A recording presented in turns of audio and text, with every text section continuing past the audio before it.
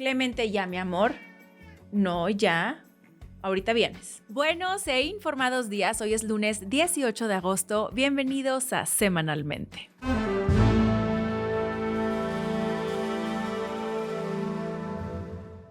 Buenos días, buenas tardes, buenas noches. No sé en qué momento me estés viendo, pero gracias por estar aquí. A ver, hoy no hay introducción como tal. Lo vamos a dejar para el final, así que vayámonos directo a la información. El pasado viernes 15 de agosto se llevó a cabo el esperado y ansiado encuentro entre Trump y Putin. El encuentro se llevó a cabo en Alaska y esto está cargado de simbolismo que muchos a lo mejor no conocen, pero es que Alaska fue territorio ruso hasta 1867. Moscú, aquí como dato curioso, se lo vendió a Estados Unidos en $7.2 millones. Entonces, 158 años después, Putin regresó a esa tierra vendida para hablar de otro territorio en disputa, Ucrania. Pero con el enorme detalle que ni Ucrania ni la Unión Europea estaban en la conversación, lo que implicaba el enorme riesgo de que se llegara a un acuerdo en donde ellos, que al final del día son los que están al centro de la disputa, pues no estuvieran de acuerdo. La tan esperada reunión brilló por la ausencia de resultados concretos. Porque hay que decirlo, muchos estábamos a la espera, como ver si en efecto se iba a lograr lo que principalmente Trump lleva muchísimos meses buscando, que es este cese al fuego. Aquí hay algo importante a mencionarles y es que desde luego que hay una negociación, hay una propuesta por parte de Rusia en la mesa. El tema es que ni Ucrania ni la Unión Europea y también de pronto ahí como que parece ser que tampoco Estados Unidos están muy de acuerdo con las condiciones que impone principalmente Putin. Ahora, claro que en este encuentro, en el ámbito diplomático, pues fue todo un espectáculo y mire, quienes disfrutamos ver y analizar estos eventos tuvimos un verdadero festín entre cómo llegaba Putin. Yo he de decir que él camina como que con un swag particular.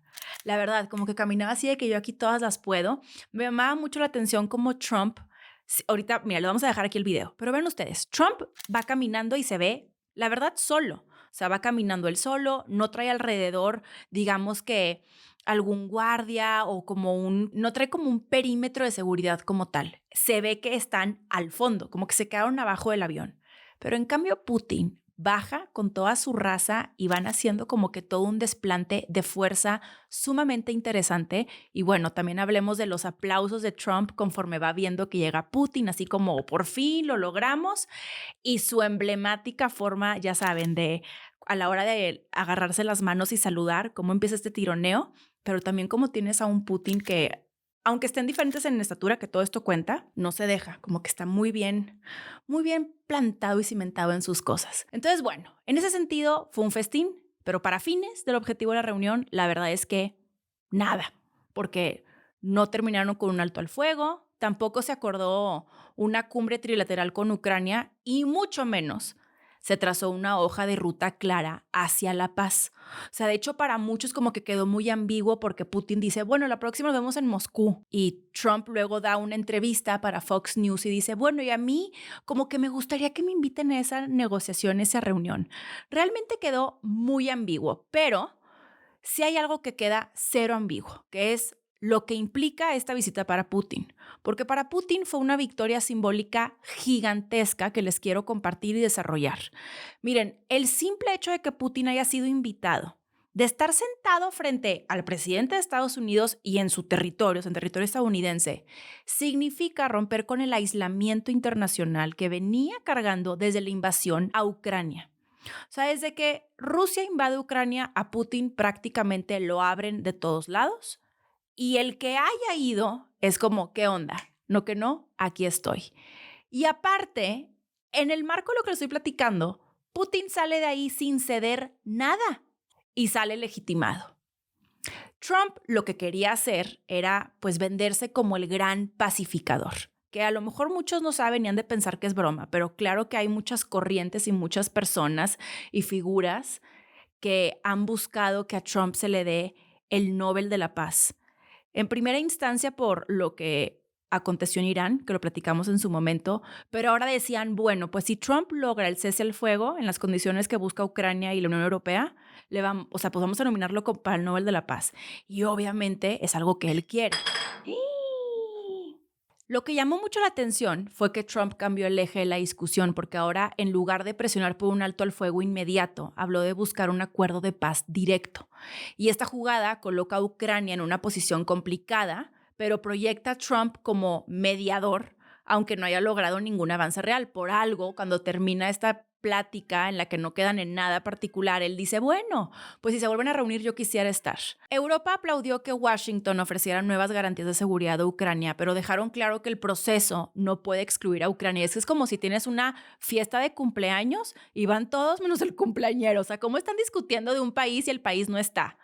Y hablando de Ucrania, el sabor de la reunión, digamos que fue amargo. O sea, Zelensky sí mantiene la puerta abierta al diálogo, pero la percepción en el país es que Estados Unidos los ha vuelto a dejar solos en el campo de batalla. Para Putin, este encuentro fue la prueba de que sigue siendo un actor indispensable, capaz de regresar al escenario internacional sin ceder nada. Y para muestra de ello, tenemos justo cómo él se abordaba tanto al llegar como al salir de la reunión. Y para Trump fue un intento de posicionarse como hombre de paz, aunque de momento pues solo tenga la foto. Para resumirles el encuentro, me parece que el tablero termina así. Putin fortalecido, Trump buscando capital político, Europa con cautela y Ucrania con la sensación de estar luchando sola.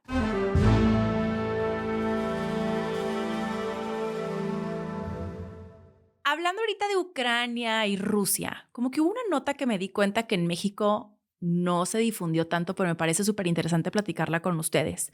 Fíjense que el vicepresidente del Consejo de Seguridad de Rusia, que se llama Dmitry Medvedev, afirmó desde su canal de Telegram que el gobierno de Ucrania estaría contratando sicarios de cárteles latinoamericanos para la guerra y que estos incluyen a miembros del cártel de Sinaloa, Jalisco Nueva Generación y el Clan del Golfo.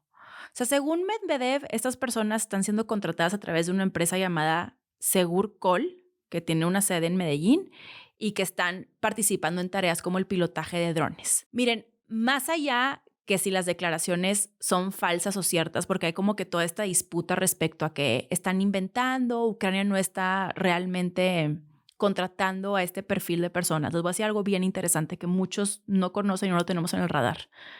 ¿Se acuerdan que les platiqué todo este tema de cómo Ucrania hizo un ataque súper fuerte con drones en bases rusas?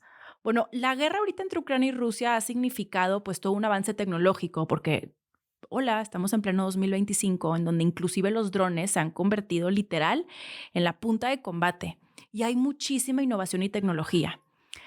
Todo apunta, a ver, de entrada, que lo sepan, muy seguramente si hay miembros de los cárteles en Ucrania, no tanto porque quieran apoyar a la causa, sino porque quieren aprender y quieren ver cómo están utilizando estos dispositivos nuevos en combate. Tan es así que hay muchas personas que conocen sobre este tema que inclusive han llegado a considerar que están aprendiendo no solamente cómo los utilizan, sino cómo se fabrican para que posteriormente sea otra línea de negocio. Porque si algo sabemos ya del crimen organizado es que saben hacer negocio y saben innovar. Y otra cosa bien importante es tomar en consideración que ustedes de verdad creen que cuando estás tú en pleno combate, en plena guerra, estás meramente filtrando quién está entrando a tus filas a luchar junto contigo por tu causa, no sé, me suena sospechoso. Creo que al final del día es como, ¿quieres venir y ayudarnos y combatir al enemigo que tenemos enfrente? Véngase a tu reino, acompáñame.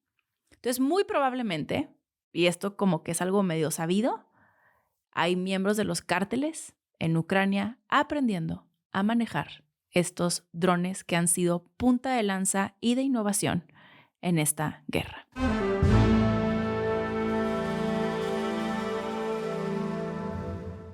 Una de las notas más esperadas de la semana pasada fue la de los aranceles entre Estados Unidos y China. Trump, miren, muy fiel a su estilo, volvió a jugar contrarreloj y horas antes de la medianoche firmó una orden ejecutiva para extender otros 90 días la paz arancelaria con China. Los chinos, igual que los mexicanos, estuvieron, miren, así hasta el último minuto, viendo qué iba a pasar. Y para esto creo que sí es bien importante como recordar el contexto en esta guerra comercial, porque yo sé que ha pasado muchísimo y ya de pronto nos perdemos.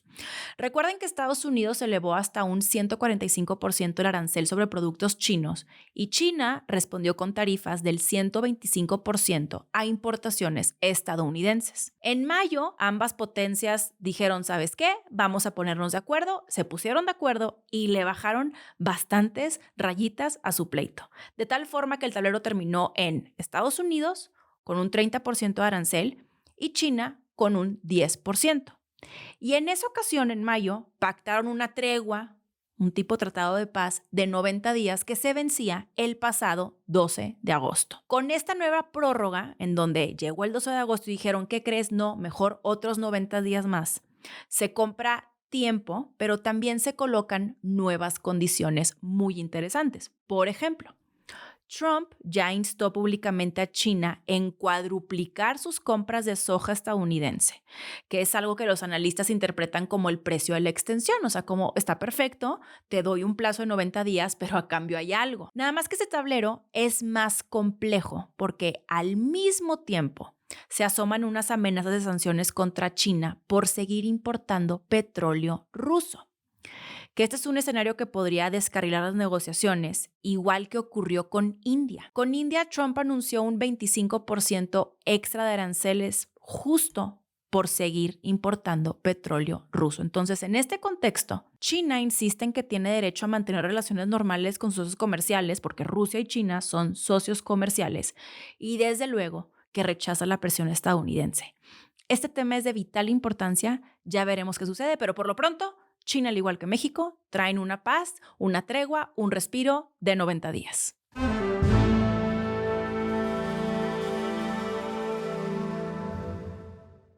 Sin lugar a dudas, la nota en México fue la entrega de 26 narcotraficantes a Estados Unidos en un operativo verdaderamente impactante que movilizó a más de 1,000 elementos del ejército y fuerzas federales. Entre los nombres figuran piezas claves de distintas organizaciones criminales y por mencionarles algunos se encuentran Enrique Arballo Talamantes, alias El Junior, que es el operador principal del brazo armado Gente Nueva del Cártel de Sinaloa. Figura entre los 30 más buscados por la DEA por múltiples homicidios y secuestros. También está Leobardo García Corrales, alias Leo. Leo era el operador cercano al Mayo y el Chapo. Está implicado en tráfico de fentanilo hacia Nueva York y California. También está Abigail González Valencia, alias el Queenie. Y este sí, para que vean, peso pesado. El Queenie es el líder financiero del cártel Jalisco Nueva Generación. Es quien fundó la facción de los Queenies y es el cuñado de nada más y nada menos que Nemesio Rubén Ceguera Cervantes, alias el Mencho. El Queenie lleva detenido 10 años desde el 2015. También está Antón Petrov Kulkin. Antón es un bioquímico y exmilitar búlgaro, y él se autodenominaba como el mejor cocinero de fentanilo. Hernán Domingo Ojeda López, alias el Mero Mero. El Mero Mero es tío de Ovidio Guzmán y operador de La Malliza. Coordinaba tráfico de fentanilo, cocaína y heroína desde Culiacán. También se encuentra nada más y nada menos que Daniel Pérez Rojas, alias El Cachetes. El Cachetes fue uno de los fundadores de los Zetas. Fue exmilitar y pieza clave en su expansión criminal en Centroamérica. El Cachete sirvió inicialmente como guardaespaldas de Ociel Cárdenas Guillén, que es el líder del Cártel del Golfo, antes de convertirse en segundo jefe de los Zetas, donde aprovechó su entrenamiento militar en operaciones criminales. Mauro Alberto Núñez Ojeda, alias El Jando. El Jando es piloto y operador de los Chapitos. Realizaba vuelos para tráfico, protección del capo y ataques violentos. En 2024 habría desempeñado un papel en el presunto secuestro y entrega del Mayo a Estados Unidos y justo lo acaban de capturar este año en Sinaloa. También está Juan Carlos Félix Gastelo, alias el Chavo Félix.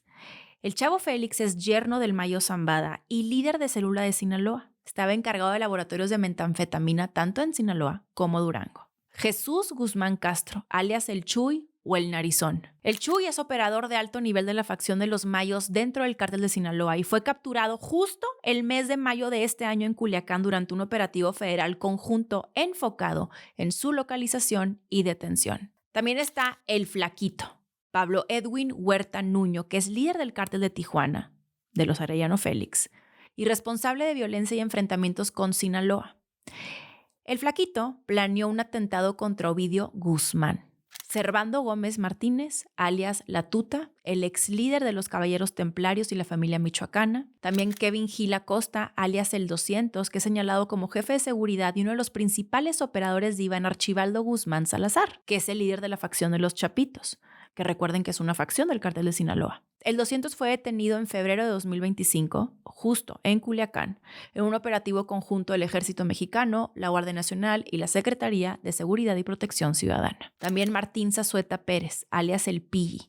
El Pilli era el jefe de seguridad de Iván Archibaldo Guzmán Salazar, el líder de los Chapitos. Él mantuvo un perfil bajo en la estructura del grupo, aunque tras la detención del Nini, asumió el liderazgo del aparato de protección y defensa de los Guzmán. A él lo capturaron el 19 de septiembre de 2024 en Culiacán durante un operativo conjunto de la Sedena y la Guardia Nacional que incluyó despliegues aéreos y terrestres. El gobierno de Claudia Sheinbaum defendió la decisión como un acto soberano, justificado en razones de seguridad nacional. La Fiscalía y la Secretaría de Seguridad admitieron, sin embargo, que el operativo respondió a una solicitud del Departamento de Justicia estadounidense. Como condición, Washington se comprometió a no pedir la pena de muerte, aunque sí buscará la cadena perpetua. Este movimiento es la segunda entrega del año. Recuerden que en febrero ya habían sido enviados 29 acusados, entre ellos Caro Quintero, y que en su momento les platiqué sobre esto. La diferencia ahora es el momento político, porque para algunos analistas la entrega es una válvula de escape, te reduce la presión diplomática y comercial de Washington, mientras que intenta neutralizar la capacidad de operación de los capos desde las cárceles mexicanas, porque se sabe, aquí decimos la verdad, ¿ustedes qué creen? ¿Que los que están simplemente en la cárcel dejan de operar?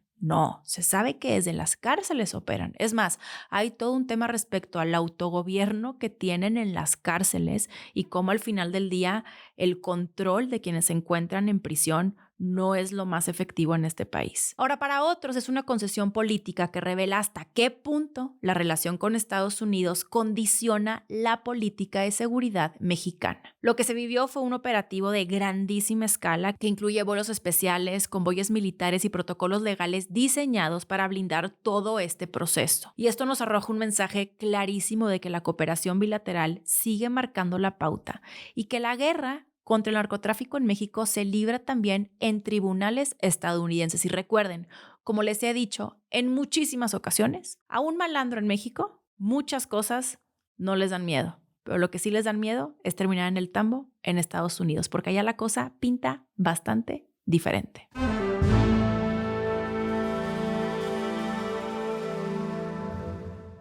En México recibimos una excelente noticia que hay que reconocer y celebrar. Y antes de que se las platique, si lo que les voy a platicar a ustedes les genera un tipo de, no sé, enojo, frustración, porque es un logro de parte del gobierno de Andrés Manuel López Obrador, yo no sé por qué dicen que son mexicanos. Discúlpenme, pero les digo esto de antemano. Si lo que les voy a compartir no les gusta porque es sinónimo al logro de un gobierno con el cual no compaginan, hay que ir a terapia.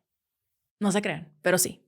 A ver, entre 2022 y 2024, 8.3 millones de personas dejaron de vivir en pobreza y la cifra total cayó al 29.6%. Ese es el nivel más bajo desde que se mide la pobreza de esta manera y es un logro sin precedentes. Todos los indicadores mejoraron. Pobreza multidimensional, por ingresos y pobreza extrema.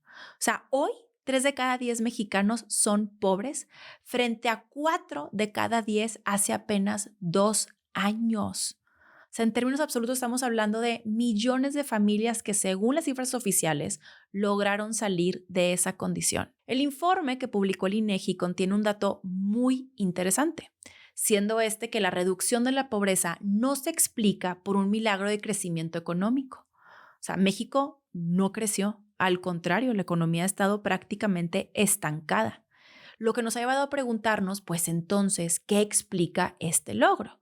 Y lo que lo explica fue la aplicación de un modelo de redistribución agresiva que incluye aumentos históricos al salario mínimo y programas sociales que en el corto plazo ayudaron a mover la aguja. El motor más fuerte fue el salario mínimo, tanto que México prácticamente cerró la brecha con el salario medio. Aquí sí hay un tema y es que justo en el salario mínimo parece estar la trampa, pues el margen ya se agotó y seguir aumentando el salario mínimo no generará el mismo efecto que antes. Es como exprimir un limón que ya se quedó sin jugo. Todo esto indica que el único remedio sostenible contra la pobreza no es necesariamente repartir, sino crecer. Crecimiento económico inclusivo que rompa la transmisión intergeneracional de la pobreza. Es bien importante mencionar que los programas sociales sí dan un piso de dignidad, pero lo que realmente cambia la vida de la familia y que no la cambia solamente por un sexenio es una economía que genere empleo, productividad y oportunidades reales. Para ponérselos en perspectiva,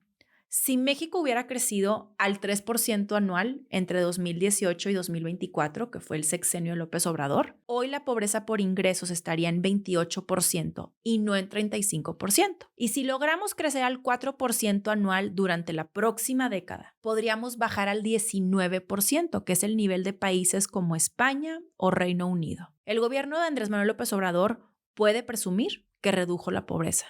Y este es un dato histórico que todos los mexicanos debemos de celebrar. Pero en una economía que no despega, ese triunfo puede convertirse en espejismo. Ahora sabemos que no basta con redistribuir, sino que necesitamos crecer.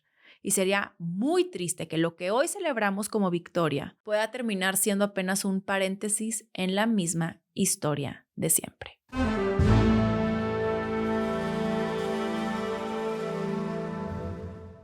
La Ciudad de México volvió a convertirse en un parque acuático, pero no de diversiones. Bueno fuera.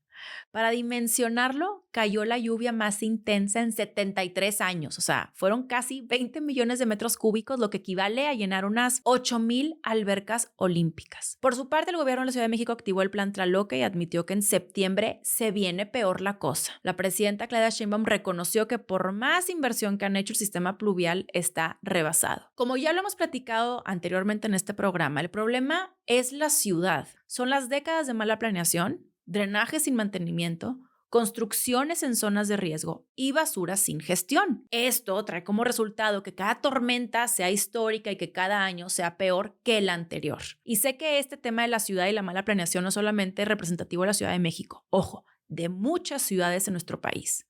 Que ahí es donde decimos, ¿qué onda con los servidores públicos? Por eso es tan importante hablar de planeación urbana y que le metan lana a lo que verdaderamente importa.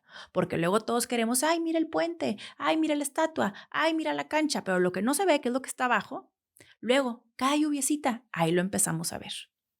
Luego por eso es tan representativo como que el drenaje. Sale toda la que no han hecho los políticos en muchos años. La paradoja sigue intacta, siendo esta que no hay agua para beber, pero la ciudad se inunda. Y muchos seguramente se enteraron del caos de estas lluvias que sí fueron históricas, porque el Aeropuerto Internacional de la Ciudad de México dejó de ser aeropuerto y se convirtió prácticamente en una pecera, ¿verdad? O sea, el aeropuerto cerró por casi 4 horas y aunque se reanudaron después operaciones, el caos siguió durante días. Y aquí hubo un detallito y es que el agua no solamente inundó las pistas, que en muchas ocasiones también eso es muy difícil de prever, sino que también las terminales que están recién remodeladas, inundadas, pasillos, salas de abordaje y hasta los equipos de comunicación. Más de 19,000 personas quedaron varadas, vuelos fueron desviados al AIFA y bueno, ya saben lo de siempre, avenidas colapsadas, taxis y autobuses fuera de servicio y empleados sin poder entrar o salir del aeropuerto. La dirección del aeropuerto ya advirtió que las afectaciones podrían repetirse en los próximos días, así diciéndoles como, mire gente, si usted va a viajar,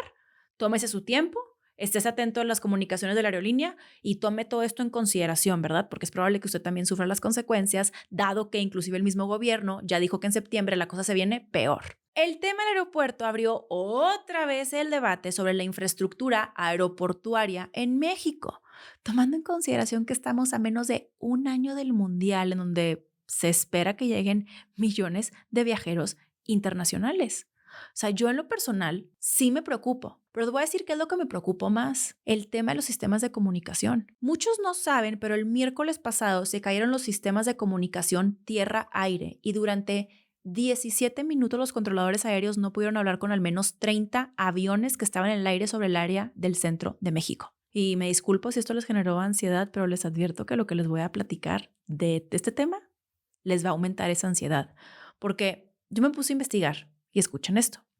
La falla fue en el sistema Frequentis, que es una herramienta clave para mantener contacto entre torre y cabinas. Sin esta herramienta, los controladores literalmente pues no pueden avisar si un avión estaba demasiado cerca de otro y evitar accidentes. Y obviamente existen sistemas de respaldo. Para ser exacta, 3 sistemas de respaldo. Pero ¿ustedes qué creen? Fallaron los 3 sistemas de respaldo. Una disculpa, yo les dije que la ansiedad iba a aumentar. Cuando yo me enteré de esto, me empezó a entrar temor real por volar. No por la turbulencia, porque eso yo ya lo superé hace mucho tiempo con bendito TikTok, que las explicaciones, que es así como estar en una gelatina. Pero eso sí, que no hayan sistemas de comunicación, ¿cómo te enteras? Por más que tú vueles con herramientas, está bien difícil la cosa. Y lo que a mí, en general, de ese tema sí me preocupa aún más, es que todo esto no es un hecho aislado. O sea, si yo les dijera, bueno, fue la primera vez que hay una falla, no. En el año ha habido al menos 5 fallas generales documentadas. Y por más que han sido breves, la verdad es que han sido suficientes para recordar las fallas que tiene nada más y nada menos que el aeropuerto más saturado del país. Y lo que se vio en el AICM, porque ya no les voy a andar diciendo Aeropuerto Internacional de la Ciudad de México, aquí AICM. Les voy a poner aquí el texto AICM para que vean a qué me refiero. AICM. Lo que vimos en el AICM causó que muchos nos preguntemos, pues, ¿qué onda con el TUA? ¿Verdad? El TUA, recuerden que es esta famosa tarifa de uso de aeropuerto, que es un cargo obligatorio que te cargan a tu boleto de avión y lo que ocasiona que se infle el costo de tu vuelo hasta en un 60%. Que hay que decirlo, el TUA sí está carísimo. O sea, ¿a quién no le ha pasado que estás comprando todo el vuelo bien pan de que, ay, mira, me va a salir en 1,000 pesos y de repente bolas, don Cuco, 3,500? Y depende luego de la aerolínea porque te cobran el asiento, te cobran todo, te cobran, ya hasta para respirar te cobran. Pero este sí es un temazo porque en teoría la TUA sirve para financiar la operación, el mantenimiento y la mejora de los aeropuertos. O sea, baños limpios, seguridad eficiente, terminales modernas, áreas cómodas. Que en la práctica, yo sé que todos nos preguntamos, ¿a dónde se fue la lana? Porque vamos a ser bien sinceros, la mayoría de los aeropuertos en México dejan mucho, pero muchísimo a desear. Yo he de decir que cada que pago el TUA y llego a los aeropuertos, me entra un tipo de coraje. Y también yo lo voy a decir porque como soy regia, tengo derecho a decirlo, porque luego ya saben cómo somos. Si tú vas a criticar o hablar feo de una ciudad de la que no eres parte o no perteneces, te van a criticar. ¡Qué envidiosa! ¿Por qué hablas mal de Monterrey? Ya quisiera. No, perdónenme. ¿Cuál remodelación? Está espantoso el aeropuerto de Monterrey. O sea, hicieron una remodelación nada más de la parte de enfrente, pero atrás está cayendo en 20,000 pedazos y también somos sede del mundial. Como, ¿a qué hora va a caer el asuntito? Porque está deplorable. Pero bueno, vamos a regresar a la ICM después de que hice aquí mi paréntesis de desahogo del aeropuerto de Monterrey, porque en verdad, con el ICM es inevitable preguntarnos como a dónde se va el dinero de la TUA, porque está bien caro y la verdad es que sí, también lo voy a decir y si me critican, ni modérrimo. El ICM deja muchísimo a desear. Pero una vez que tú te pones a investigar como, bueno, ¿y a dónde se va la lana? Porque sí recaudan bastante lana. ¿Dónde creen que está la respuesta? En Texcoco. Resulta que desde enero de este año, el ICM aumentó su TUA porque los recursos se destinan a pagar los adeudos tras la cancelación del nuevo Aeropuerto Internacional de México. Sí, así como lo escuchan. Y ojo, esto es un dato, no es una opinión. Un fideicomiso recibe alrededor de 14,000 millones de pesos anuales para cubrir intereses de los bonos que financiaban la obra del aeropuerto que se canceló. Porque obvio, tú cancelas ese aeropuerto y había mucha lana de por medio y la tienes que pagar. Son bonos emitidos en Nueva York por 6,000 millones de dólares, que son pagaderos en 2026, 2028, 2046 y 2047. Entonces, en pocas palabras, los usuarios de la ICM están financiando la deuda de un aeropuerto que nunca existió. Y cada boleto que compras ayuda a cubrir los 100,000 millones de pesos que le ha costado al país cancelar esa obra. Y ya que hablamos de este tema, en días recientes ha surgido un temazo justo por la cancelación del nuevo Aeropuerto Internacional de México. Sucede que Aeroméxico se suma a la lista de víctimas de la cancelación del aeropuerto, pues la cancelación hoy amenaza con costarle la ruptura de su alianza con Delta Airlines, con todo y sus 1,8 millones de asientos en riesgo. Aquí lo interesante es que la presión viene desde afuera, pues Estados Unidos acusa a México de violar el acuerdo bilateral de aviación por reducir unilateralmente los horarios de vuelo en el ICM y obligar a aerolíneas de carga a mudarse al AIFA. La mudanza al AIFA ha hecho que las operaciones suban de precio y tan es así que el secretario de Transporte de Estados Unidos, Sean Duffy, dijo que México distorsionó el mercado. El punto más delicado está en la alianza Aeroméxico-Delta. Desde 2015, ambas aerolíneas operan bajo inmunidad antimonopolio, lo que les permite coordinar rutas, horarios e ingresos en beneficio tanto de consumidores como de aerolíneas. Pero el Departamento de Justicia de Estados Unidos ya respaldó la decisión de no renovar esa protección, acusando que México limitó la entrada de aerolíneas extranjeras y con ello distorsionó la competencia. El origen de este problema viene de 2023, cuando el gobierno de López Obrador redujo slots en el ICM y ordenó el traslado de la carga al AIFA. Esta fue una decisión que en su momento se justificó como necesaria por seguridad y saturación, pero que hoy pesa en la mesa de negociación con Washington. La presidenta Claudia Sheinbaum defiende que el AIFA va muy bien y que en diciembre recibirá más vuelos internacionales. Su postura es que la apuesta por el AIFA fue la correcta. Pero la realidad es que si el aeropuerto no se hubiera cancelado, probablemente no estaríamos en donde estamos, pues ese nuevo aeropuerto habría tenido más capacidad, cercanía y operatividad, que es justo lo que hoy Estados Unidos está reclamando. Y ojo con esto porque no lo digo yo, o sea, la realidad de las cosas es que el contraste es bastante evidente. Nada más para ponérselos así en comparativa, el Naim, que era el nuevo aeropuerto, prometía 6 pistas y 245 posiciones contra las 2 pistas y 14 posiciones del AIFA. Eso sí, también es un hecho que Texcoco cargaba con un impacto ambiental serio y que habían unas sospechas gigantescas de corrupción. Es más, yo creo que nadie se atreve a defender que no había corrupción en la creación y construcción de ese aeropuerto. Pero también hay que decirlo, al día de hoy, no hay ningún responsable en la cárcel. Es más, no sabemos ni en qué va la investigación. En cambio, la cancelación dejó un costo hundido millonario que implica un daño patrimonial al Estado y una infraestructura que en comparación se queda corta. Y ahora el riesgo se traduce en que Aeroméxico pierda su modelo de negocio, que casi un tercio de sus vuelos dependen de la alianza con Delta. Tanto Delta como Aeroméxico aseguran que desmantelar la alianza castigaría a los consumidores y a la economía de Estados Unidos, no de México, y que no renovar la inmunidad antimonopolio sería una medida contraria incluso a la propia agenda de Trump. Los números hablan por sí mismos porque desde la creación del acuerdo conjunto de Aeroméxico y Delta, ambas aerolíneas han transportado más de 56 millones de pasajeros.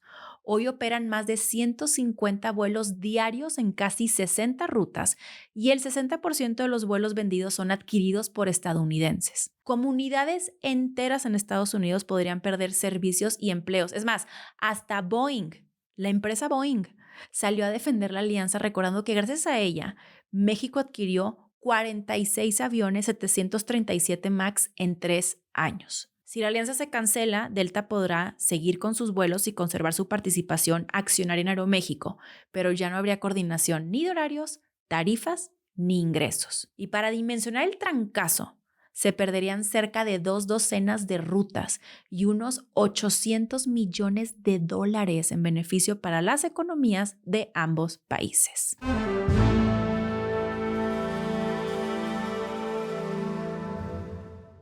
Y ya que hablamos de viajes, la semana pasada nos enteramos que Estados Unidos actualizó su alerta de viaje a México y 30 de los 32 estados aparecen con algún grado de riesgo por violencia e inseguridad. En el mapa que publicó el Departamento de Estado, 6 entidades fueron colocadas en el nivel más grave. El nivel más grave es no viajes ahí. Estamos hablando de Colima, Guerrero, Michoacán, Sinaloa, Tamaulipas y Zacatecas. En el nivel 3, que es el de reconsidera viajar, aparecen Baja California, Chiapas, Chihuahua, Coahuila, Guanajuato, Jalisco, Morelos y Sonora. Otros 6 estados, que incluye a la propia Ciudad de México, se ubican en el nivel 2, que significa como ten mayor precaución al viajar, y entre ellos también están Nuevo León, Oaxaca, Puebla, Querétaro, Quintana Roo y el Estado de México. Y solo 2 estados se salvaron con un nivel 1, que es el de toma tus precauciones normales, y los 2 estados son Yucatán y Campeche. Ahora, la alerta de Washington no se queda corta en los delitos que enumera homicidios, secuestros, robos y extorsiones. Pero aparte llega en un momento donde el discurso político en Estados Unidos apunta a México como un país bajo control del narco. El mensaje, desde luego, que no es solo para los ciudadanos estadounidenses que ahora verán a México como un destino cada vez más riesgoso, sino que es un mensaje también para el gobierno de Claudia Sheinbaum, que carga con la tarea de dar seguridad en un país donde el vecino del norte insiste en remarcar lo que considera un dominio absoluto del crimen organizado.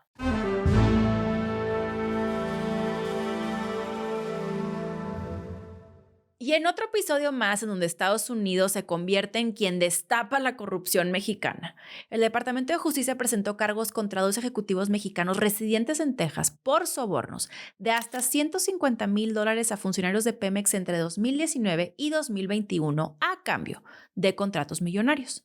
Se trata de Alexandro Rovirosa, presidente de Roma Energy Holdings, y Mario Alberto Ávila Lizárraga, que es el ex candidato panista a la gubernatura de Campeche y exfuncionario de Pemex. Según la acusación, los sobornos incluían efectivo, relojes Hublot y artículos de Louis Vuitton. ¿Qué diríamos aquí en México? ¡Ay, lo de siempre! Gracias a esos favores, las empresas de ambos ejecutivos obtuvieron contratos con Pemex y con Pemex Exploración y Producción por $2.5 millones.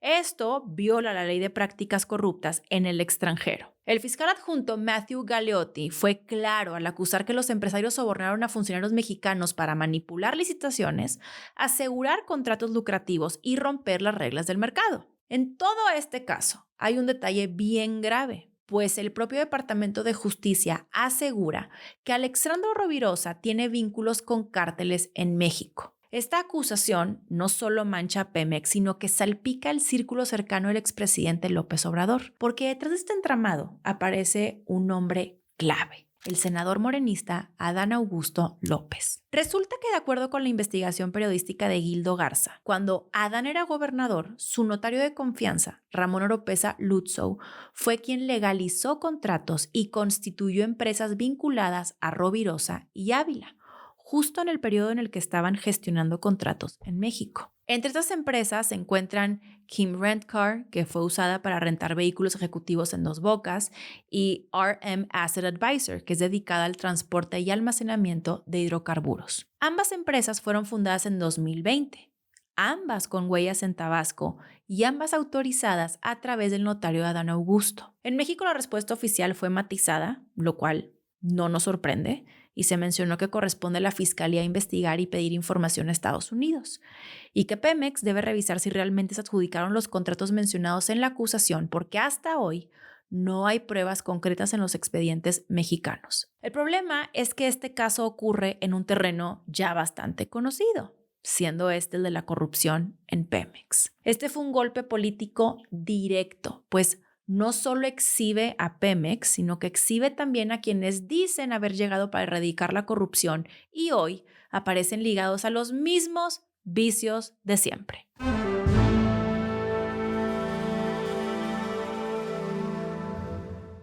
Marcelo Ebrard anunció un decreto para proteger a la industria del calzado mexicano, que emplea a más de 130,000 personas y ha perdido casi 13% de su actividad en los últimos años por importaciones desleales. La medida prohíbe que el calzado terminado entre al país bajo el programa IMEX, que se usaba para evadir impuestos, e impone un arancel mínimo del 25% de las importaciones de países sin tratado comercial. Con esto, el gobierno busca frenar el llamado contrabando técnico y darle un respiro a una industria clave para Guanajuato y para la economía nacional. Científicos japoneses podrían estar a un paso de un Nobel. Lograron crear sangre artificial compatible con todos los grupos sanguíneos. Se fabrica en un laboratorio con glóbulos rojos y plaquetas envueltos en burbujas sintéticas que cumplen las mismas funciones que la sangre real.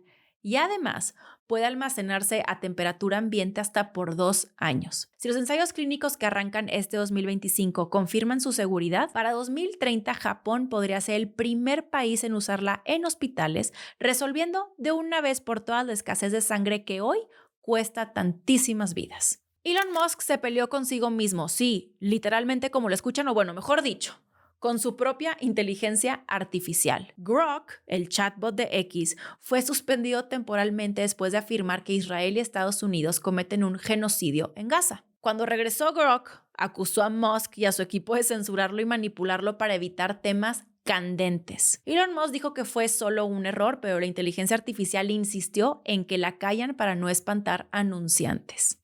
El episodio reviva la pregunta: si hasta una inteligencia artificial acusa a su creador de censura, ¿en quién estamos confiando para informarnos en medio de tanta desinformación digital? Y en pleno concierto en el Palacio de los Deportes, Maluma detuvo la música para regañar a una fan que llevaba a su bebé de menos de un año en brazos y sin protección auditiva. El colombiano no se anduvo con rodeos y le preguntó: ¿usted cree que es una buena idea traer a un bebé de un año a un concierto donde los decibeles están en la puta mierda?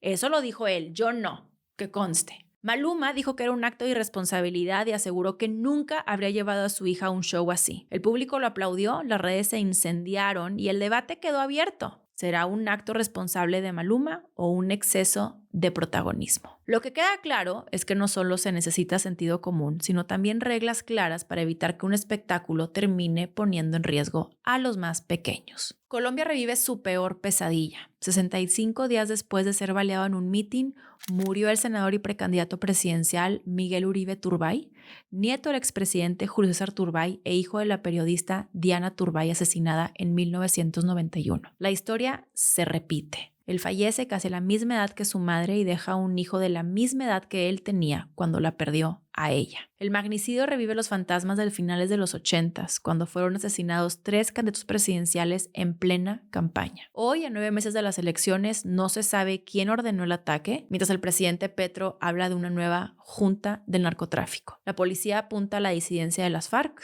pero todo esto terminan siendo hipótesis. La incertidumbre es mayor porque la muerte de Uribe Turbay llega justo después de la condena a su mentor político, Álvaro Uribe Vélez, lo que enciende aún más la polarización en un país que vuelve a sentir que la violencia, esa que parecía enterrada, ha regresado al centro de la política. Y para cerrar con esta sección de breves pero importantes, les cuento, les platico, les relato que la alerta sanitaria por la pasta de dientes Colgate Total Clean Mint ya alcanzó a México. La COFEPRIS ordenó a la empresa retirar este producto de todos los puntos de venta después de que en países como Brasil, Argentina, Colombia y Chile ya habían hecho lo mismo. Esto porque un número creciente de reportes de usuarios con efectos adversos tras usarla, desde inflamación de encías y aftas hasta quemazón, sensibilidad dental o reacciones alérgicas. El comunicado oficial de Colgate no dice qué ingrediente es el culpable, pero todo apunta al fluoruro de estaño. En México, la COFEPRIS le dio a Colgate un plazo de 30 días para retirar el producto. De hecho, a quienes la compraron en línea ya les llegó correo notificando el retiro. El antecedente es que COFEPRIS lanzó esta fórmula apenas en 2024, pero en junio la propia compañía anunció que dejaría de fabricarla tras una investigación interna centrada en los niveles de aromatizante. La realidad de todo esto es que la crisis ya había estallado en varios países de la región y pues no les quedaba mucho margen. Así que mi recomendación, revisen si la pasta de dientes que usan contiene este compuesto, porque yo no quisiera que ustedes tengan la boca llena de pasta de dientes y aftas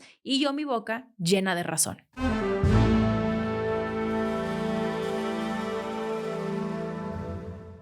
En Washington, 2 temas han causado mucho revuelo. El primero siendo que Donald Trump decidió que la policía de Washington ya no es suficiente para liberar la capital estadounidense y anunció que el cuerpo quedará bajo control federal, con 800 soldados de la Guardia Nacional desplegados en las calles, y el segundo siendo su plan en contra de las personas sin hogar. Vayamos al primer tema.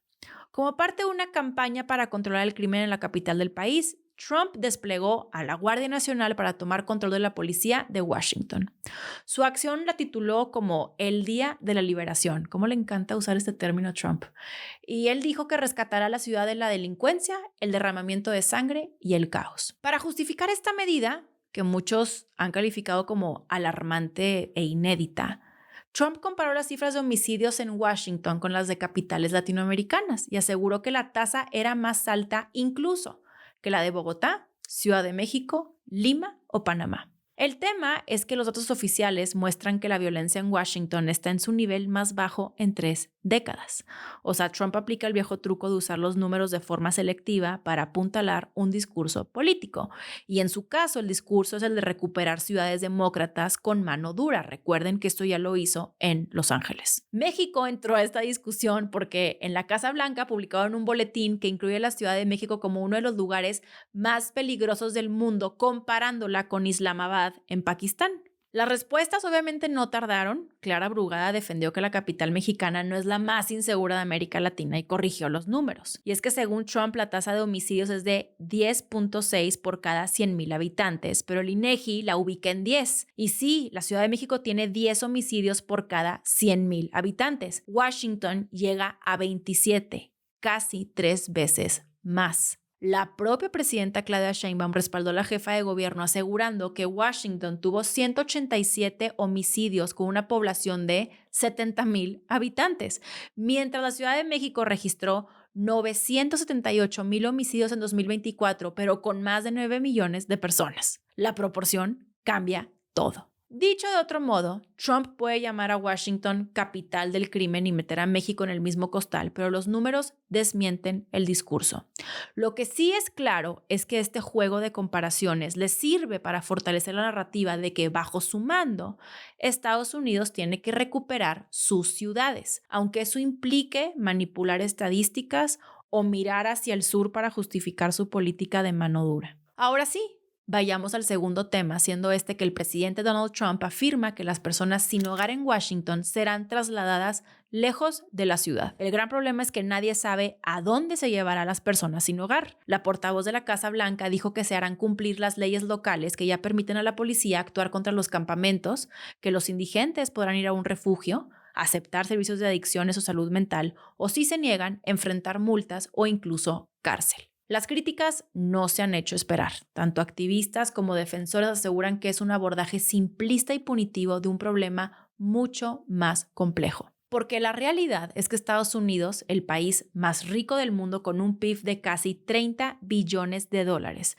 enfrenta cifras récord de personas sin hogar. En 2024 se contabilizaron más de 770,000.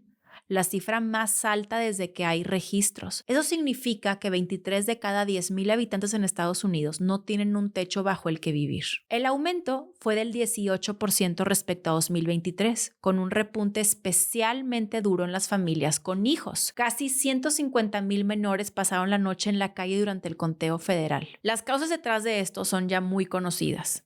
Escasez de vivienda asequible, brecha entre ingresos y costo de renta, falta de servicios médicos y sociales y marginación sistémica. En el caso de Washington, el último conteo arrojó poco más de 5,000 personas sin hogar, que por cierto es una disminución del 9% frente al año pasado, aunque cualquiera que haya vivido ahí sabe que la presencia de indigentes es parte cotidiana de la ciudad. Muchos de ellos son veteranos de guerra. Y ese es justo el punto incómodo, como que en lugar de atender las raíces del problema, la administración Trump prefiere mostrarlo como una batalla más de su narrativa de ciudad sin ley y usarlo como escenario para desplegar su política de mano dura. Lo que queda en el aire es si expulsar a los más vulnerables realmente hará a Washington más seguro o si solo servirá para ocultar bajo la alfombra la cara más incómoda del país más rico del mundo.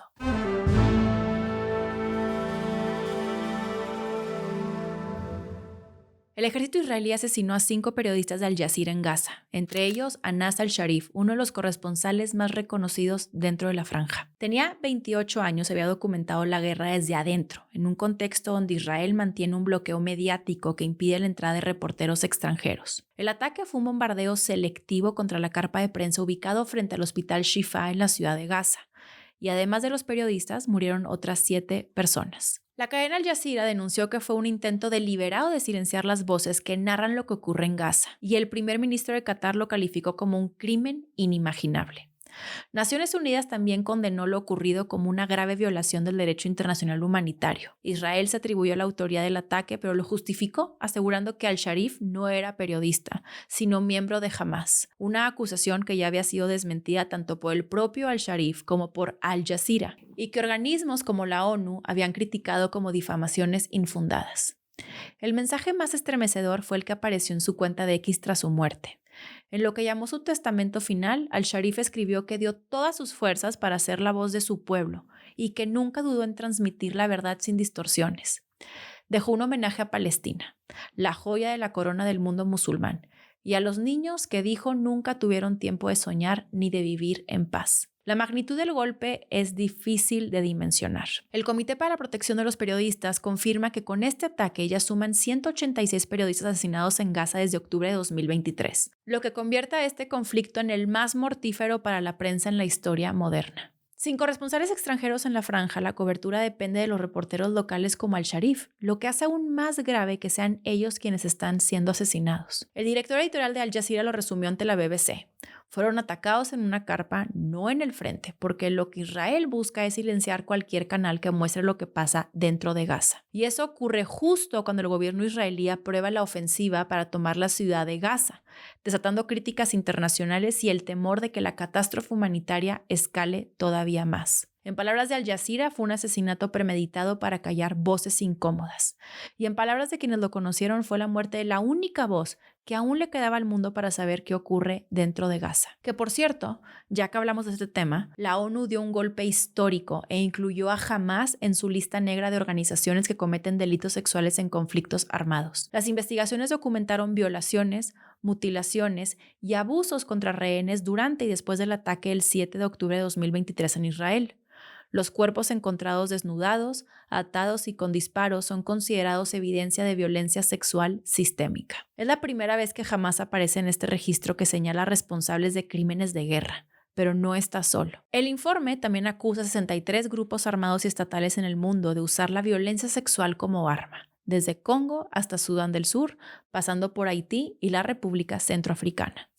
Para todo esto, el secretario general Antonio Guterres ya puso bajo aviso a Israel y a Rusia. Les advirtió que si no toman medidas preventivas, ellos también podrían entrar a la lista negra por acusaciones creíbles de violencia sexual en sus operaciones militares. El panorama es alarmante. En 2024, la violencia sexual en conflictos creció un 25% a nivel mundial. Más de 4.600 sobrevivientes con casos que incluyen esclavitud sexual, matrimonio forzado y tortura. Y lo más grave, aumentaron también las agresiones contra niñas y niños en zonas de guerra, con más de 41.000 casos documentados, de los cuales más de 7.000 se atribuyen a acciones de Israel en Gaza. La inclusión de Hamás en esta lista marca un precedente jurídico y político, ya que reconoce la violencia sexual como estrategia de guerra y como crimen de lesa humanidad. El problema es que mientras la ONU advierte, la violencia no se detiene, y el reto sigue siendo que estas denuncias no se queden en papel, sino que se traduzcan en justicia real para las víctimas.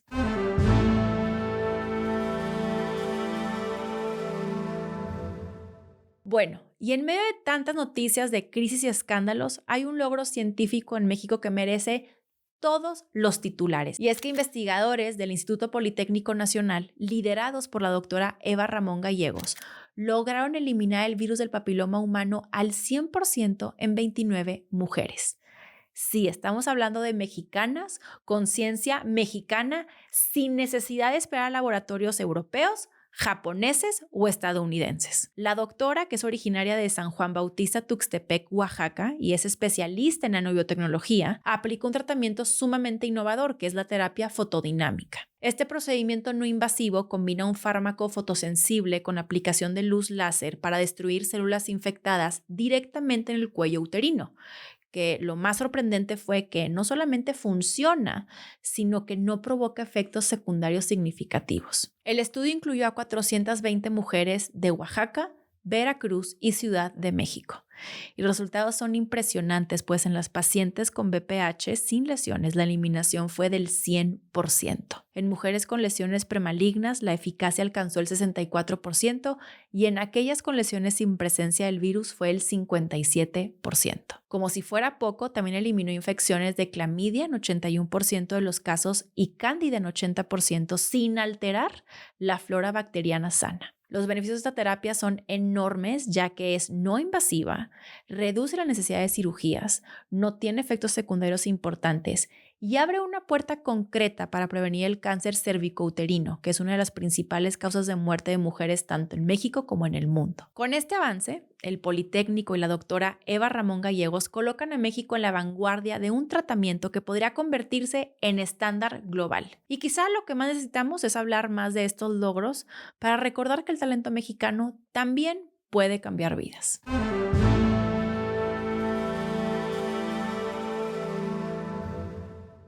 Regresamos Regresemos a Estados Unidos porque he de confesarles que en estos días he tenido un temor real de considerar que Estados Unidos se convierte en la República de Gilead.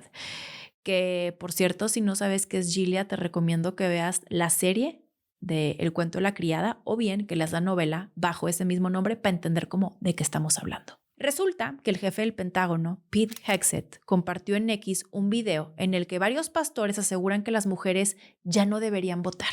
Esto no es broma y por favorcito santo dimensionemos que el secretario de Defensa de Estados Unidos, responsable de la seguridad militar más poderosa del planeta, decidió darle voz a un grupo de líderes religiosos que suenan como instaurar una teocracia cristiana. En el video aparecen Doug Wilson, que es un pastor nacionalista cristiano y cofundador de la Comunión de Iglesias Evangélicas Reformadas en Idaho.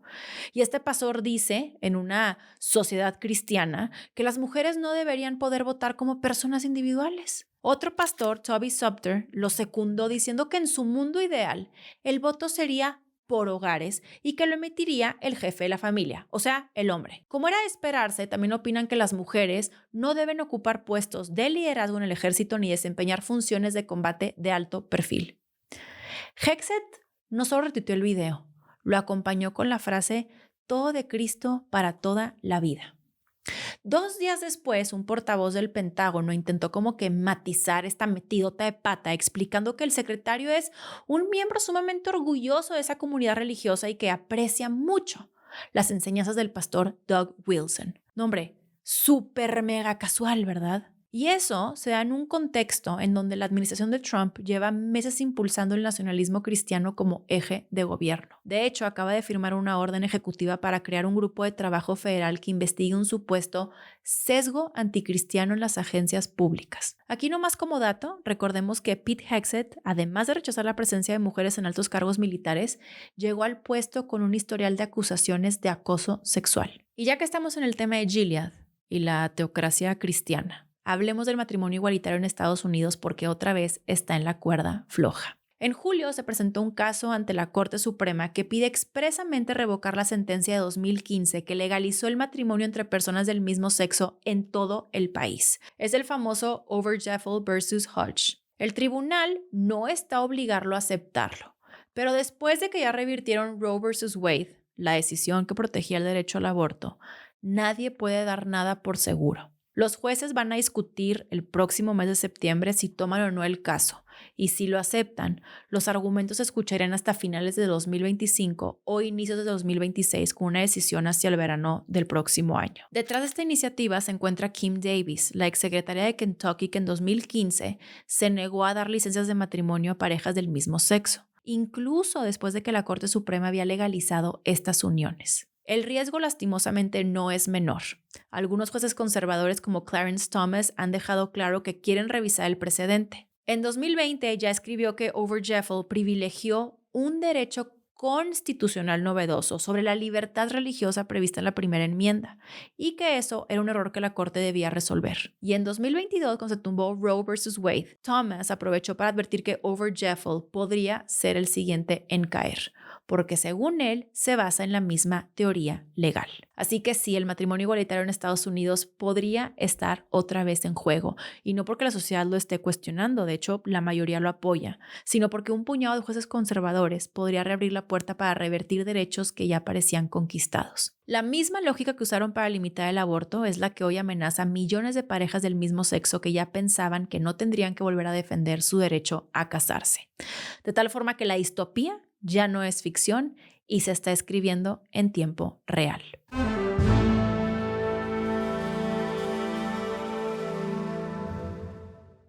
Australia acaba de dar un paso que muchos llaman valiente y otros francamente anacrónico. Y espero que aquí no me censuren, plataforma querida, amorosa. Saben que les amo. Australia va a prohibir que los menores de 16 años tengan cuentas en YouTube. El primer ministro Anthony Albanese hizo este anuncio acompañado de padres que perdieron a sus hijos por los efectos de las redes sociales en su salud mental. Con la nueva ley de seguridad en línea, desde diciembre ningún adolescente podrá registrarse. Muévete, ya vamos a terminar. ¿Te quieres venir aquí conmigo? Desde diciembre ningún adolescente podrá registrarse en TikTok, Instagram, Snapchat, X y ahora tampoco en YouTube. Y ojo, la responsabilidad no recae en los padres, sino en las plataformas, pues deberán borrar cuentas activas, impedir nuevas aperturas y corregir fallos, o bien enfrentar multas de hasta 49 millones de dólares australianos. El caso de YouTube es el más polémico, ya que no estaba en el borrador inicial, pero un informe reveló que 37% de los menores de entre 10 y 15 años había visto contenido dañino en la plataforma más que en cualquier otra. El gobierno asegura que aunque Google insiste en que YouTube no es una red social, funciona como tal, ya que tiene algoritmos, suscripciones e interacción continua. El dato que inclinó la balanza fue que 4 de cada 10 niños dijeron que su último episodio de daño digital ocurrió en ese portal. Las críticas les han llovido, pues organizaciones de derechos humanos y expertos la llaman una respuesta simplista a un problema complejo. UNICEF advierte que podría empujar a los menores a espacios digitales más inseguros. Psicólogos señalan que aislaría a colectivos vulnerables como jóvenes LGBTIQ+, refugiados o personas con discapacidad. Y académicos reclaman más educación digital y regulación algorítmica en lugar de prohibiciones absolutas. El gran desafío además es la verificación de edad, en donde las opciones sobre la mesa van desde biometría hasta identificación documental, pero ninguna resuelve las dudas sobre privacidad y protección de datos. Con todo y esto, el gobierno australiano insiste en que vale la pena y mantiene su apuesta. De tal forma que ahora Australia pasa a convertirse en un laboratorio global de control digital que para algunos es un modelo que puede salvar vidas y para otros es una ofensiva desfasada que arriesga derechos fundamentales. Eso sí, el resto del mundo estaremos observando porque lo que se pruebe en Australia, claro que podría marcar el futuro de la relación entre jóvenes, redes sociales y Estado.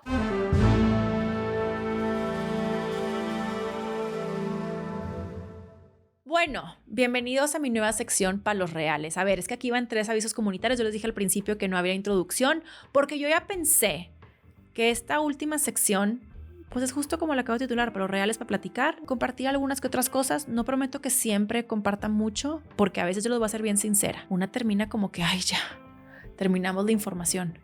Pero hoy sí tengo ganas de platicar. Entonces ahí les van 3 avisos comunitarios. De entrada, el primero, estuvimos leyéndolos muchísimo desde hace tiempo y sabíamos que podríamos mejorar bastante en la segmentación del capítulo, porque yo sé que muchos de ustedes, y lo agradezco y me siento sumamente honrada, de pronto vuelven a consultar la información, ya sea para tareas, para trabajos o bien como para, no sé, de pronto volver a escuchar la información. Y sí pensábamos acá de que pues está bien difícil, como que en qué minuto fue. De tal forma que si tú ahorita que me escuchas pasas tu cursor sobre la línea del tiempo, vas a ver que el capítulo ya está completamente segmentado. Y espero esta mejora les guste muchísimo. Segundo aviso comunitario es que estoy demasiado emocionada que se dieron cuenta del nuevo set. Estoy muy feliz. La verdad es que todo fue muy rápido, no me dio ni siquiera tiempo como de platicarlo con ustedes y también quiero que sepan que cuando grabamos la semana pasada, literalmente nos instalamos, prendimos luces y le picamos play. Que eso me lleva al otro tema, el de la iluminación. De entrada que sepan que estamos muy felices y emocionados y sobre todo agradecidos de sus comentarios, porque sí teníamos esa intención de hacerlo como que más cinematográfico. Como saben, yo siempre he buscado la manera de indagar en contenidos audiovisuales innovadores, distintos y más cuando hablamos de información, de política. Creo que tenemos como que ya un formato así inconscientemente de que, se habla de política, de información y ¡tras! Tengo ya un formato y dijimos, qué padre si innovamos en ese formato, ¿no? Como que lo hacemos más cinematográfico, más como una experiencia, tomando también en consideración que informarnos es algo que últimamente nos aleja más de lo que nos acerca y quisimos como que hacer estos cambios apostándole a acercarnos más a la información y que sea más atractivo informarnos. Pero sí vimos que habían varios comentarios sobre la iluminación. Algunos llegaron a considerar que yo estaba como Morticia Adams en el, así ya saben, de que en la antesala de un funeral, porque también iba de negro. Hoy yo vine, ya saben, blanca puritana para verme distinta, pero también mejoramos un poco el tema de la iluminación. Y han de preguntarse como, ¿y para qué nos platica todo esto? Bueno, se los platico porque quiero volver a leerles y tomar en consideración lo que ustedes nos dicen para seguir mejorando. Porque recuerden que aquí la premisa es que estamos buscando la mejora continua, que siempre estamos abiertos a aprender, que de entrada lo sepan. Me voy a equivocar, como por cierto lo tengo que decir, me equivoqué con el dato de lo de Tour de Francia, les externo una enorme disculpa, no lo tengo ahorita presente cuál era el dato correcto, una disculpa también por eso, pero Se lo voy a dejar en la descripción. Ahorita lo trabajo para nosotros en la descripción, pero me equivoqué. Y que sepan, cada que me equivoque, yo se los voy a hacer saber. En esta ocasión, si me equivoqué, les extraer una gran disculpa. Y le agradezco muchísimo a la audiencia que es ciclista y que le encanta, que fue la primera en decirme, te equivocaste con esto. Los comentarios siempre los tomo con mucho agradecimiento, siempre son bienvenidos. Y bueno, en esta ocasión en particular, les quiero pedir que me platiquen si hoy ven una diferencia en la edición, en la iluminación, si les gusta y si no les gusta, si tienen algún consejo de que se podría ver padre esto o lo otro. Bueno, aquí estamos, miren, abiertos a todo. Ahora bien, ya que acabé los avisos comunitarios, hoy no les traigo recomendaciones porque, para serles bien sincera, esta semana estuve y no pude ver mucho contenido, pero yo sé que voy a ver esta semana y les voy a platicar. Esta semana voy a ver la película de Eddington, que es la película de Ari Aster, que colabora con A24. El elenco incluye a Joaquín Phoenix, Pedro Pascal, Emma Stone y Austin Butler. Gran elenco, estelar. La película promete estar buenísima. No les sé decir porque no la he visto, pero ya la voy a ver. Así como también ya empecé a ver la serie El Padre Marcial Maciel y yo les voy a decir lo que pienso. No entiendo cómo siguen esos colegios existiendo. Y se lo dice alguien que estudió en un colegio legionario de Cristo. Y muchos no saben, pero a mí me metieron cuando tenía entre 12 y 13 años hasta la médula la idea de hacerme consagrada. Uno se hace crítica para sobrevivir. O sea, yo sí tengo como muy presente lo del Padre Maciel Maciel porque fue el momento en el que yo cambié y me di cuenta que tenía un pensamiento crítico muy desarrollado. Porque empecé a preguntarme como ¿quién inventó las consagradas? Y recuerdo perfecto que cuando tenía 13 años, después de que se muere este marrano asqueroso, ojalá esté en el infierno. Eso de que perdona a los demás, no, perdón. Eso yo no lo perdono. Enfermo mental. Y también quienes todo este tiempo lo estuvieron solapando. Y quien me puso el Papa Juan Pablo II, no. Hay que informarse, hay que documentarse. Y tampoco no hay que andar defendiendo a la gente a capa y espada sin saber mucho qué hacen, ¿verdad? Eso ahorita lo voy a ligar con un comentario que yo me quiero desahogar sobre lo de los morenistas y Ricardo Anaya, pero esperen, primero termino con Marcial Maciel. Lo de Marcial Maciel, yo me acuerdo perfecto porque sale Carmen Aristegui en el documental. Haber visto de chica esa entrevista que le hace a víctimas. Y me acuerdo como si fuera ayer lo que generó en mí. Me dolió profundamente. Y ahí empezó como algo a desarrollarse muy dentro de mí, porque yo llegaba al colegio y yo, que sepan, yo nací cuestionando. O sea, de verdad, yo me acuerdo de chiquita que me decían como, ya deja de preguntar cosas, porque me encantaba preguntar y no tanto que me lo desalentaron, pero pues yo nomás era como, me encantaba siempre desafiar a la autoridad. Yo así nací. ¿Por qué? No lo sé. Pero me acuerdo preguntarle a consagradas y a sacerdotes y me negaban todo. Y entonces era para mí como esta incongruencia de cómo estamos en un colegio que me hablan de respetar a los demás, de la honestidad, del valor de la congruencia. Y estás viendo que en televisión abierta hay víctimas platicando lo que hizo tu padre fundador y no eres capaz de verlo. Y ya en cosas, esto sí lo platiqué con Roberto Martínez ahí en Creativo, le mando un abrazo a Roberto, todo lo que hace me encanta, pero lo platiqué ahí que luego yo vi de primera mano cómo esta programación sectaria afectó tanto a muchas personas. De hecho, una consagrada con la que yo convivía se quitó la vida de lo fuerte que fue. También tomar en consideración que una identidad que hiciste fue con base en un señor que era un pedrastra pedófilo que abusaba sistemáticamente de niños. Y yo insisto, ¿cómo siguen estos colegios sobreviviendo? Que al final del día yo también voy a decirles otra, hay que explicar los reales. Yo les voy a decir una cosa. Esos colegios siguen existiendo porque son preservación de clase. Por eso existen. A la mayoría les vale gorro que si Jesús, que si la Virgen. Mira, yo aquí hoy ando con puras verdades. Entre que los papás de los colegios luego son alcohólicos, hay muchísima violencia vicaria, ponen el cuerno. De verdad, muchos de ellos ni siquiera predican lo que dice la palabra del Señor, vamos a ser sinceros. Y van a más a misa ahí para que los vean. La realidad es que esos colegios al final del día son preservación de clase, porque te dan estatus y te dan conexiones que en otros lugares no puedes tener. Y por eso sobreviven. Y yo nomás digo, al final del día sí vale la pena como sociedad preguntarnos ¿y qué rol queremos formar en eso? Si se incomodaron, qué bueno, era mi intención. Así como también quiero hoy incomodar a quienes me dejaron esos comentarios de te pagó el pan. A mí me encanta porque todas las semanas me paga alguien distinto y deja tú, nadie me paga más que YouTube, por eso YouTube, te quiero mucho. Y a los que no los anuncios también los quiero mucho porque gracias a ustedes este programa es realidad y es para y por ustedes. No me paga ningún partido político, aparte de entrada. No estoy a la venta, vamos a partir de ahí. Pero cuando todas las semanas te dicen que eres de un partido distinto, yo misma me digo, estoy haciendo bien la chamba, porque entonces soy de todos y no soy de nadie. Pero hubo algo que me llamó la atención, porque me decían, ¿cómo no criticaste los viajes de Ricardo Anaya a Japón? A ver, Ricardo Anaya en Japón, ¿cuál es la novedad? ¿Cuál es la novedad de un político del PRI, del PAN, dándose estos viajes excéntricos, exóticos, forrados de pies a cabeza de marca? Por algo pierden. Ellos no entendieron que la cosa ya cambió, no entendieron el hartazgo general de la mayoría de los ciudadanos de tener una clase política que se hacía rico a costa de nosotros y que usaba el poder para seguir creciendo en sus intereses personales cuando no necesariamente eran intereses para la mayoría. Por eso siguen perdiendo. Pero hay una cosa bien importante. Yo nunca he escuchado a un político del PAN, del PRI, inclusive de MC, tener como eslogan de partido y como identidad la austeridad y criticar los lujos. Ellos han sido bien congruentes. A ellos les encanta la lana y les encanta el lujo. Tan es así que véanlos.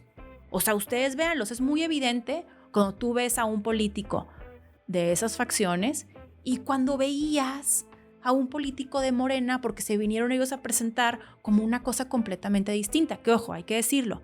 Tampoco hay que generalizar. Y al final del día también, pues, old habits die hard. Muchísima raza del PRI terminó en Morena. Pues, ¿cómo les vas a quitar esa identidad cuando andaban felices con guarros, con camionetas, con lujos, verdad? Pues no inventes. La gente a veces no cambia. A veces sí, pero la esencia como tal es bien difícil. La crítica en esta ocasión es particularmente hacia Morena, porque toda la identidad de partido, y eso lo digo en el episodio pasado como en el marco de un riesgo que ellos tienen de que ¿cuál es tu identidad como partido? Bueno, toda esa identidad que nos construyeron nos dieron a entender que son lo mismo y que al final del día la clase política se sigue compartiendo como siempre ha sido, cuando prometieron que iba a ser distinto. Y si tú que me escuchas, que de alguna u otra forma quisiste catalogar esto como, pero ¿qué dijiste en su momento y porque viene el PAN y demás? No lo ves así. Lamento decirte que traes una venda en los ojos. Y cuando hablamos de estos temas, recuerden, esta raza no nos mantiene. Si te mantienen a ti, pues qué padre, qué fregón, entiendo por qué los defiendas. Pero si ni siquiera te pagan y no estás ahí tú metido y andas defendiéndolos a capa y espada, por Diosito santo, hay que ser críticos. Y hay que ser muy críticos con la clase política que cada vez dejan más en evidencia lo putrefacta que es y el verdadero cambio que requerimos en ellos. Ya me molesté, pero bueno. A ver, Clemente, ven. Está bajo la cortina, feliz. Yo les voy a traer aquí al rayo de sol para que terminemos con una alegría. Ven, Clemente. Hoy Clemente se portó fatal. Pero es que no les dije, aquí en Lo Real estamos grabando en sábado en la mañana porque íbamos a grabar ayer viernes a las 6. Y yo de que, oigan, es que no tengo mucha información. Ven, la gente te quiere ver. No había mucha información de lo de Trump y Putin. Y yo mi compromiso es con ustedes y dije, ni más palomas. Hasta que tengamos la información, sábado, 10 de la mañana, vamos a dar la última actualización. Porque otro comentario, muchos dicen, pero ¿cómo? ¿Graba el mismo día o un día antes? Yo les voy a ser bien sincera. Ay, aquí se anda bañando el joven, espérame.